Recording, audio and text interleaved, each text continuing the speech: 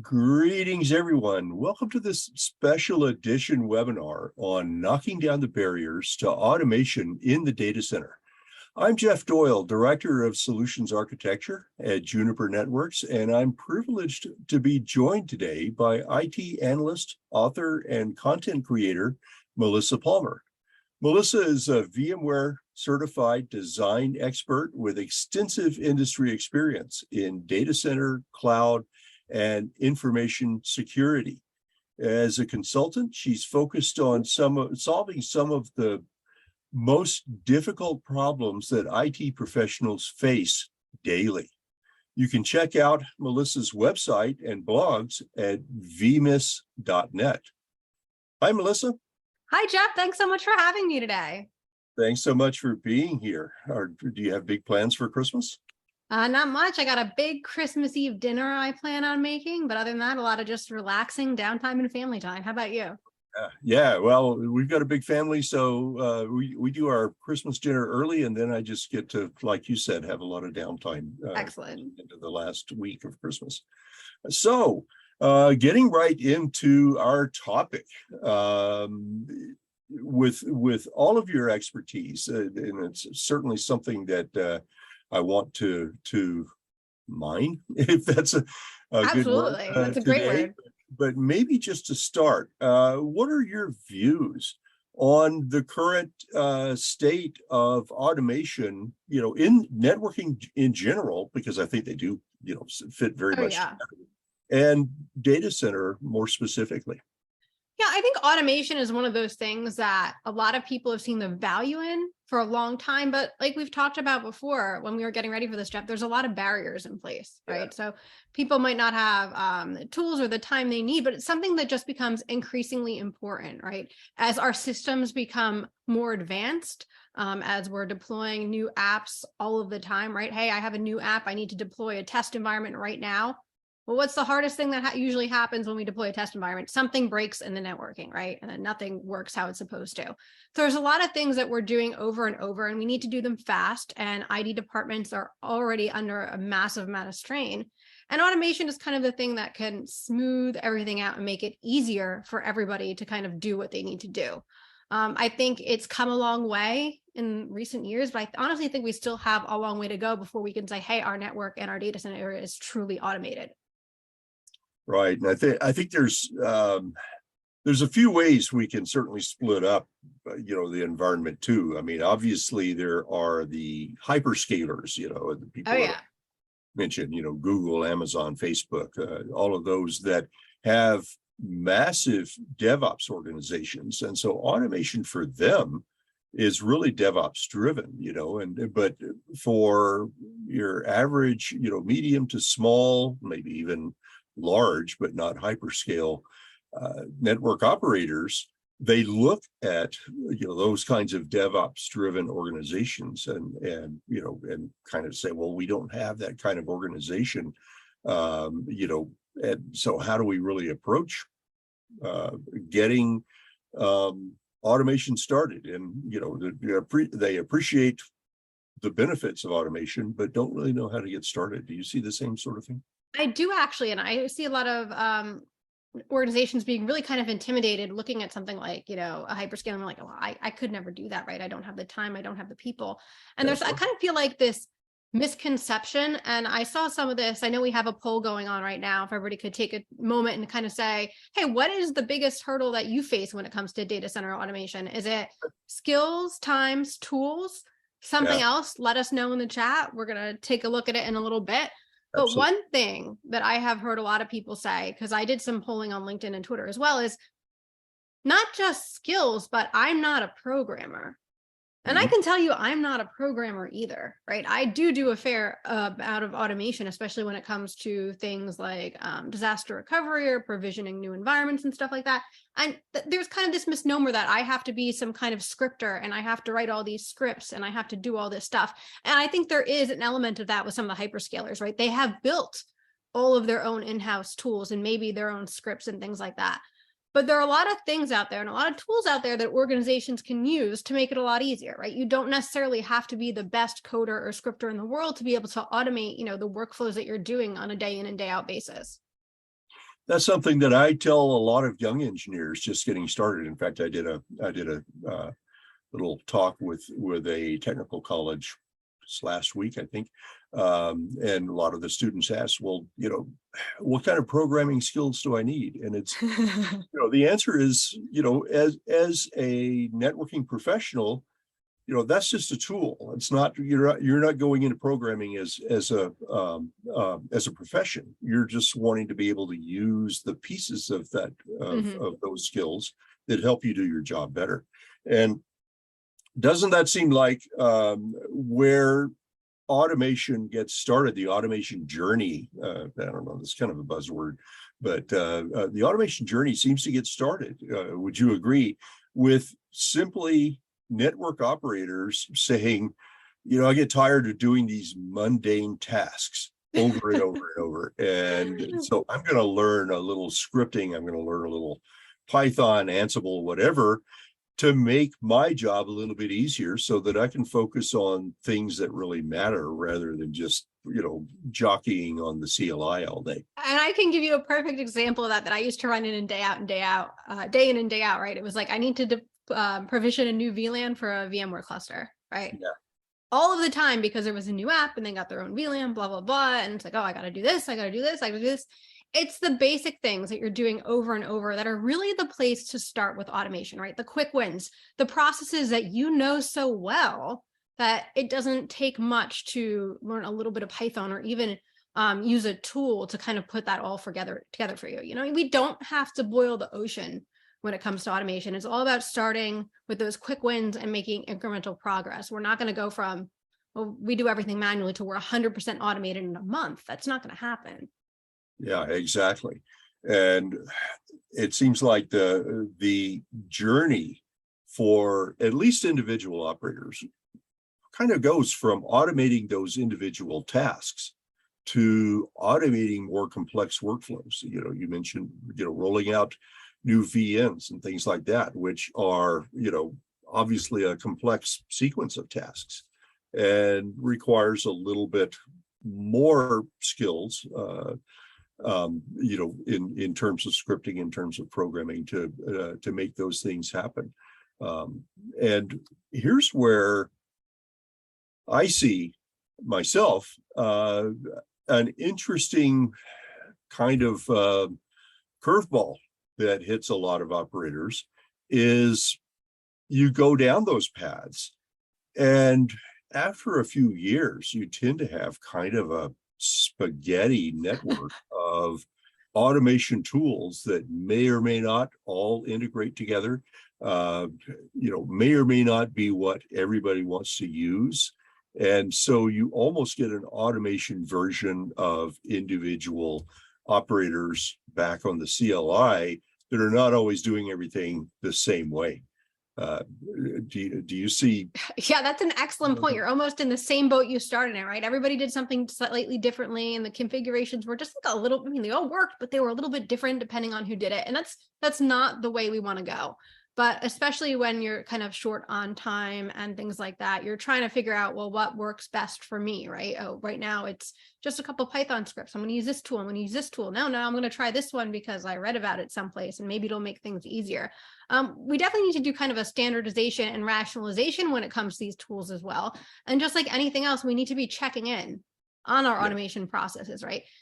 I know a lot of people like to say kind of like set it and forget it, which is true to some extent, right? It's true to some extent. We want it to work, but we also need to check in on a regular basis and say, okay, we've put together this automation for, let's go back to something a little DevOps, right? Setting up a test network for a certain application, right?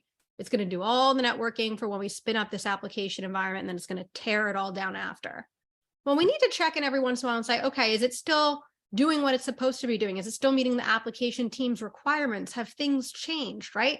Or otherwise, you're just going to get a ticket one day that's nothing's working because someone made a change in the application and didn't tell anybody. So it's really important to kind of keep checking in on these things and not necessarily boiling the ocean, but just making sure that it's doing what we think it should do. Yeah.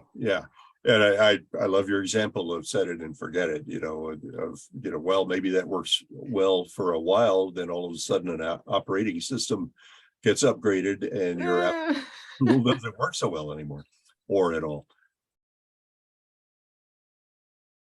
And so, going from those individual operators, just trying to make their own job easier.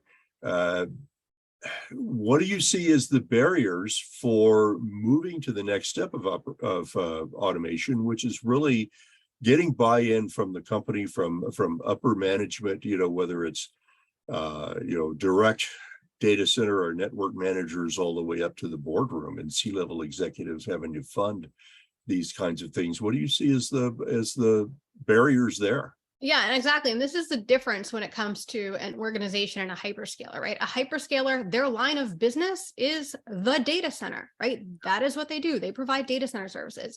In many cases, in organizations, the data center is not your core business, right? IT is a cost center. IT provides the services that let your company go make more widgets or whatever they happen to do. And a lot of times, yes, it can be hard to get that buy-in at a higher level, saying, well, okay, you need time, you need tools, whatever. Well, what is this going to do? So again, it kind of comes back to you almost need to build a business case first and say, okay, what are the tasks that I know I can automate? What are the processes that I can automate? What are the tickets that my network ops team keeps getting over and over again? Because if we can say we can automate this and save time, that translates to saving money too, right? Because us now as the networking team, we can go do things to enable the business to have better outcomes, right?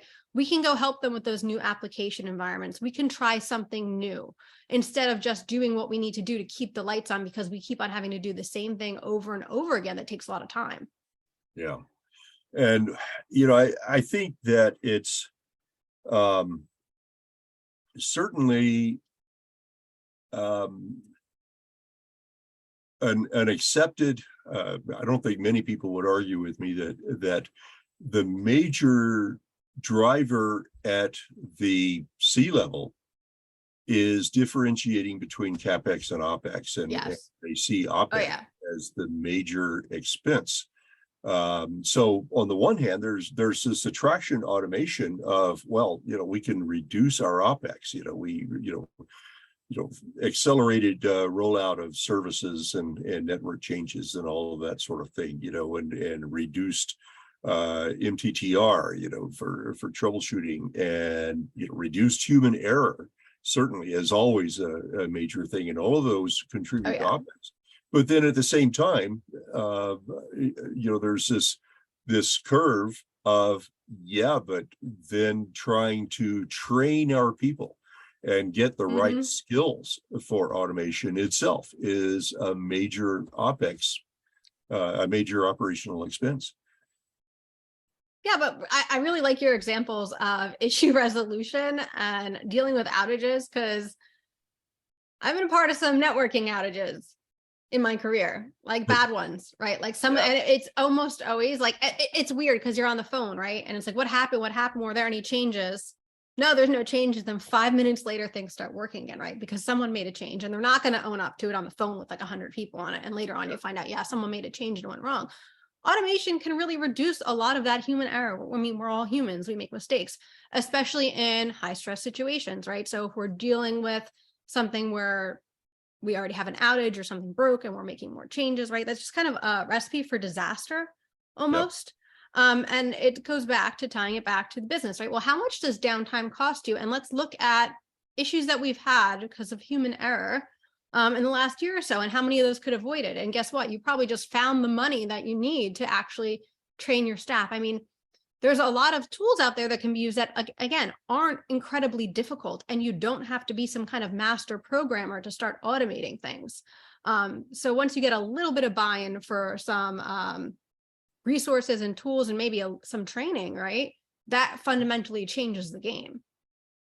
Yeah, absolutely. And this all goes right to this poll. I'm looking at poll results so far. Respondents saying what is the biggest hurdle, and right up there at the top are skills and time, with time being at 42%, skills at 33%. Tools themselves are, it's just the respondents only show 8% as being a hurdle. So I think that just backs up everything you're saying there, that such a big hurdle is just getting the time to get people trained, having the time to get people trained, and finding the right skills. Yeah, absolutely. And I saw the same thing when I pulled Twitter and LinkedIn. It was pretty much skills and time were the biggest thing. And I get that. I am so guilty sometimes. And I remember this, like I would do something manually, right? Mm-hmm. Even though I knew it would take me 2 hours to get through this whole workflow. I knew it would take me 2 hours, but I knew how to do it really well. So it was quicker for me to just sit down and do it 2 hours. So I only did it like maybe 3 or 4 times a year, right? Than Yeah. to automate the process. And it's really easy to get into the trap of, well, I can do it kind of fast, right? So I'm just going to do it. But you'll see these tasks come up over and over again. And it kind of gets to that point where, all right, I've done this 5 times in the last year, 2 hours a time. That's 10 hours. I probably could have figured out how to automate it in 10 hours, right? Maybe half the time I could have figured out how to automate it and save myself some time there. I mean, that's just a one little edge example, but I think it's really easy to get caught in that trap of, I don't have the time. I have a ticket that I have to respond to and everybody's breathing down my neck that I have to do this yesterday. It's just faster for me to go hit the command line and do everything I need to do. Yeah. Yeah.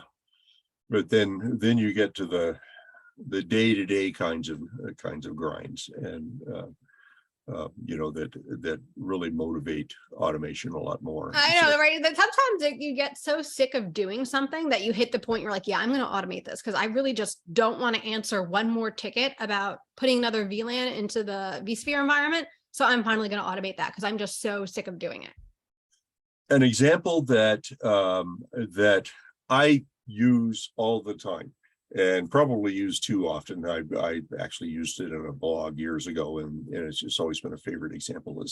Is there was a study some years ago of pilots of Boeing 777 passenger planes who, when they were polled, the answer came back that they spend on average 9 minutes of every flight manually flying the plane.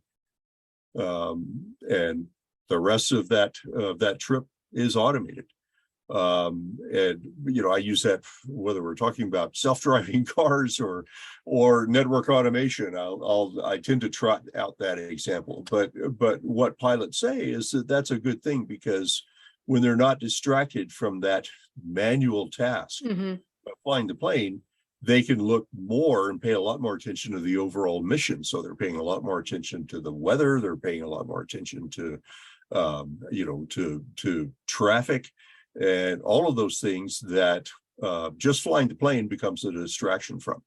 Yeah. And you know what? I want to add something to that because I've never heard that analogy before and I really like it. At the end of the day, it's about providing a better flight experience for the passengers, right? A better end user experience. So they're basically using automation to provide a more consistent experience, not a lot of wiggling around or turbulence or going this way or that way, right?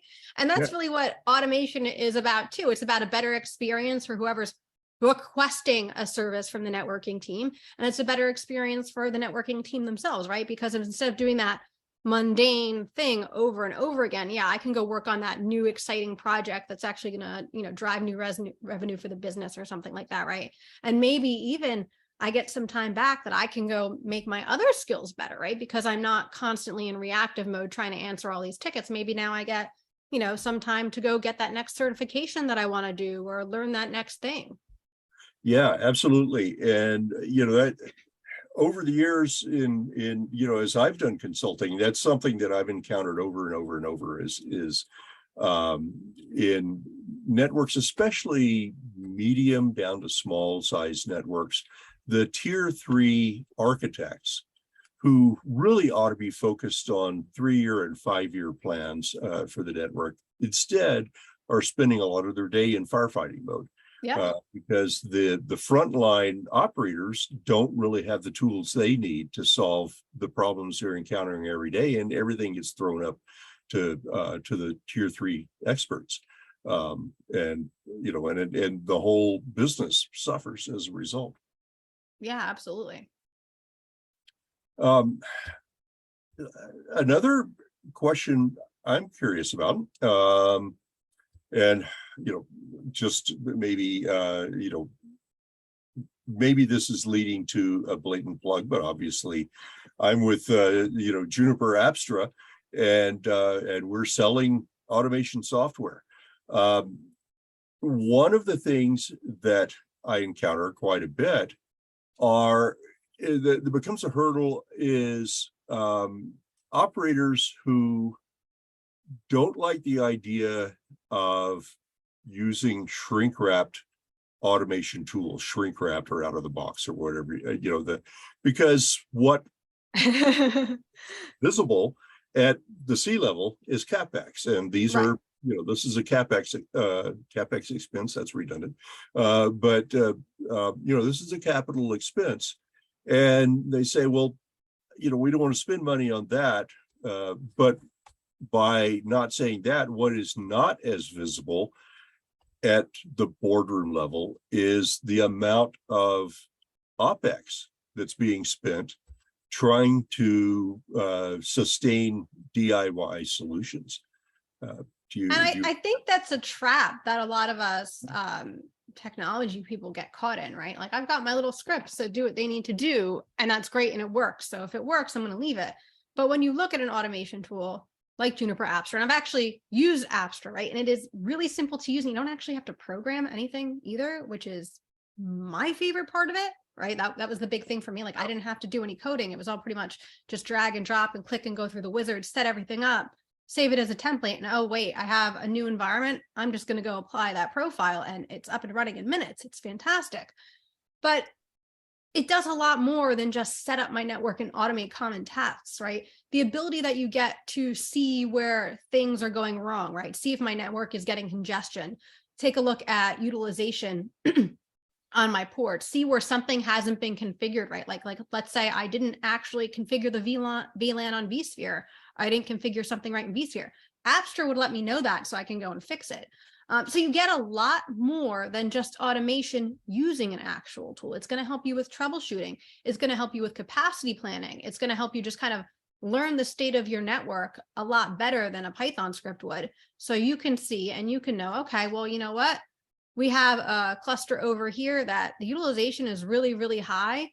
We might have plenty of room in, on the CPU and memory side to put more VMs, but we're seeing a lot of network traffic. So maybe we need to talk to the VMware team and re-architect things a little bit to get some more level utilization, or tell them, you guys are starting to run hot on the network. You might not want to put anything else here. You're going to start seeing performance problems. So it goes way beyond just, automating daily tasks. It just kind of makes the whole operations lifecycle a lot simpler.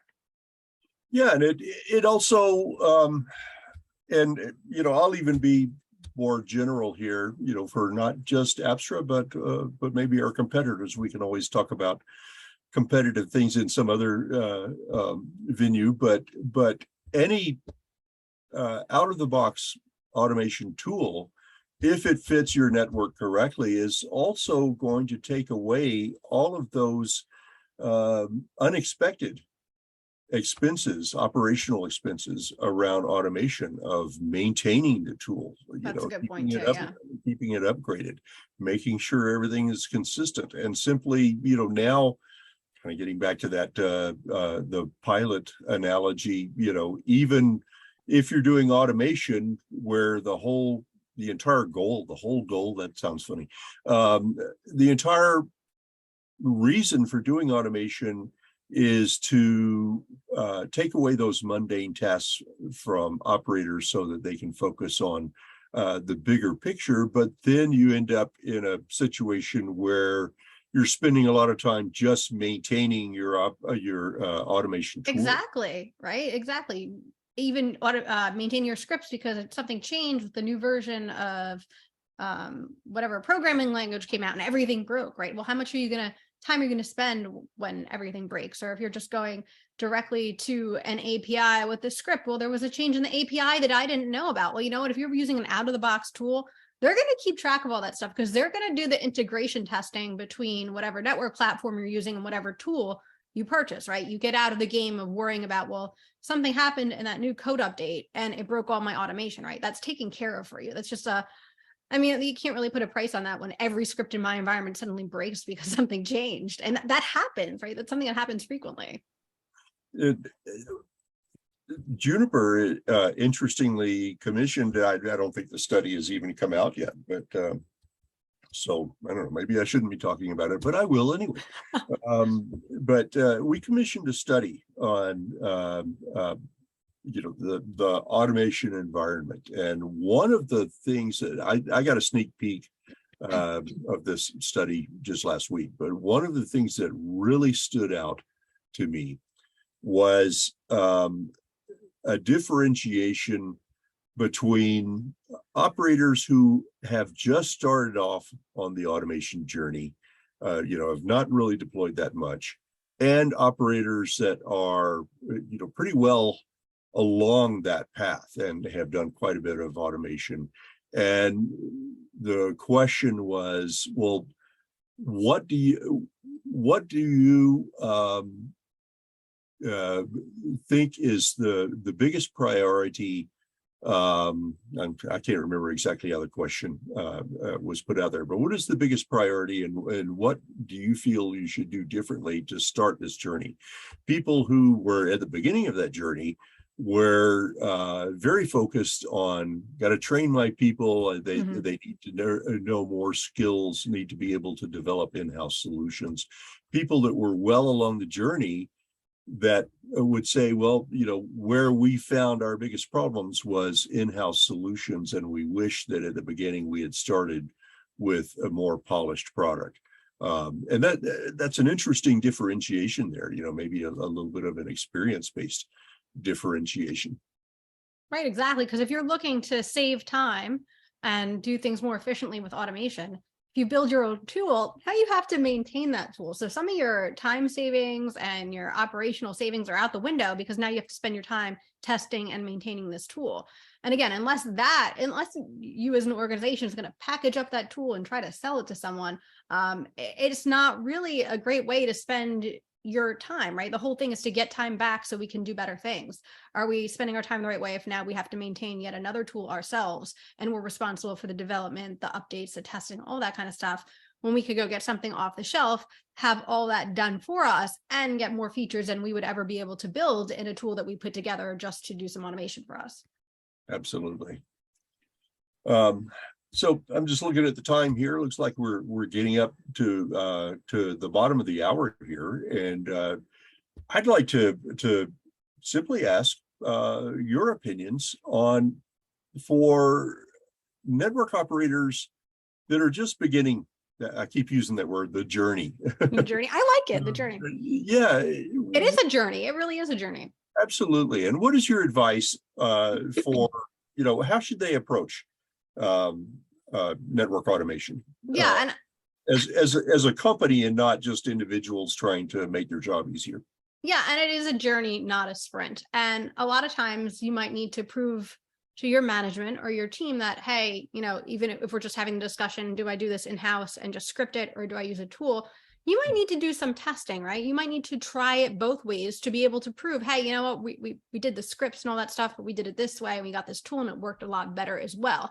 My advice to anybody for automation is always start small, right? Start with small tasks that you're doing frequently that everybody has a really good handle on, right? They understand the networking component. They understand if there's application components and all that kind of good stuff. So start with stuff that's small, well, that will be a quick win and you can get it under your belt. And this is the great time if you're going to test a couple tools or try to do it yourself, which I don't recommend, test a couple tools. Do it here, right? Do it with the easy common tasks well and see how it goes. This is where you might say, hey, this tool takes a lot less time than that tool to do this automation. So that might be a point for it in that base. Or this tool is really difficult to use, so I don't know if I want to do it going forward. But it's all about starting small and making incremental progress.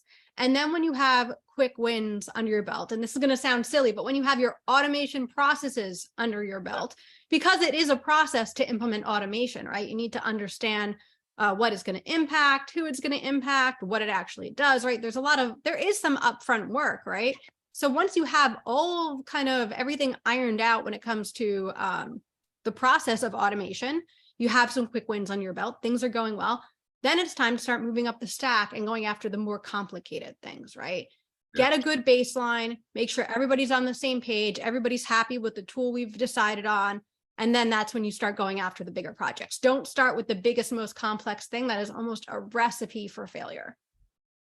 Absolutely. I thoroughly agree. And I would also, I think I would add to that, start the journey as a company, Yes. that, because one of the things that I see over and over, not just in automation, but in a lot of network operations are, you get one or two experts that are doing all these things. And, and part of becoming an expert and learning all these things is you become a lot more valuable and a lot more marketable to other companies. And you certainly don't want your organization to be in that vulnerability of having your experts leave. Right. That's a good point too. Nobody else knows how to do this stuff. If you're approaching automation, that's the whole point of automation, right? We get out of that game. Absolutely. So if only one person knows how to automate anything in your environment, you're right where you used to be. Absolutely. Yeah, totally agree. Well, it looks like we're right at the bottom of the hour. Melissa, I've thoroughly enjoyed this conversation, and I want to thank you again for joining today. It's been a lot of fun, and I'd like to just one last time, emphasize to everybody that you can find Melissa's webpage at vmis.net. I think maybe it'll get popped up here somewhere. And also, if you want to learn more about Abstra, there are some great resources. You can go to the Juniper website, and you can find information on how to try Juniper Abstra out for free. And with that, Melissa, thank you very much for joining us today. I've had a great time talking to you. Thank you so much for having me, Jeff. I really enjoyed this discussion too. And I really hope it helped everybody with some actionable tips that, if I'm getting started in my automation journey, or I'm further along and it's not going so well, I hope we gave you some really good ideas to kind of level set, step back, and make sure that your journey to automation is successful. Absolutely. All right. Well, thanks everybody for joining us. Thank you.